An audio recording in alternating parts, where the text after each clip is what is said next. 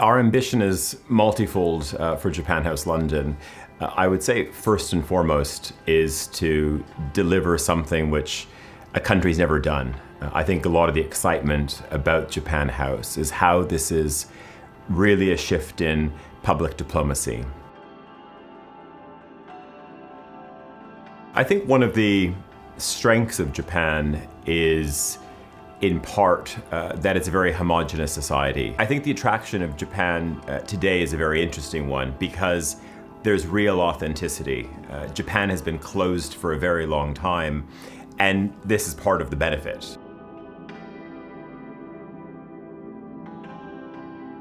One, it needs to remind people of the power of the Japanese brand in their everyday life. So whether it's picking up a Pilot pen, and people are like, oh, I didn't even think of Pilot. Yes, it's a Japanese brand.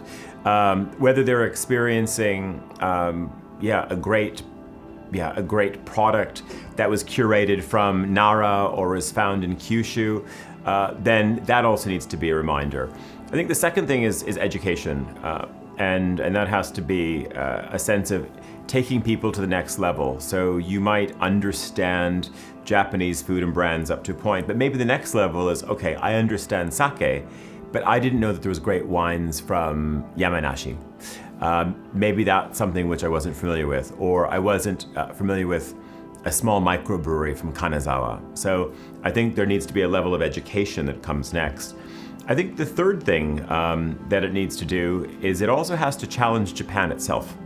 And I think, in this sense, that means it can't just roll out the cliches. It can't just be kawaii, kitty-chan. This cannot be sort of part of it. It's one Japan story. So the quality of Japanese food that you have in London is far more superior to what you would have seen as recently as 10 years ago. And that means also you have a public who has a real understanding of Japanese food.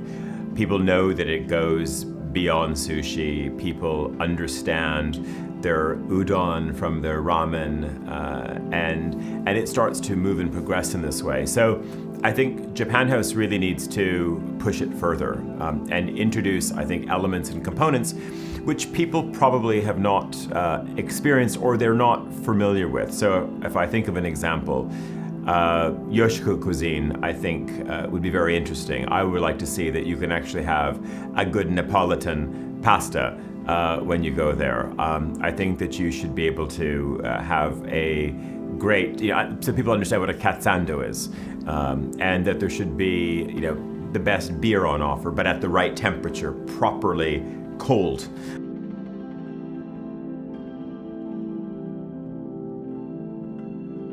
When you walk into Japan House, it smells great, it's beautifully lit, and it's really an immersive experience.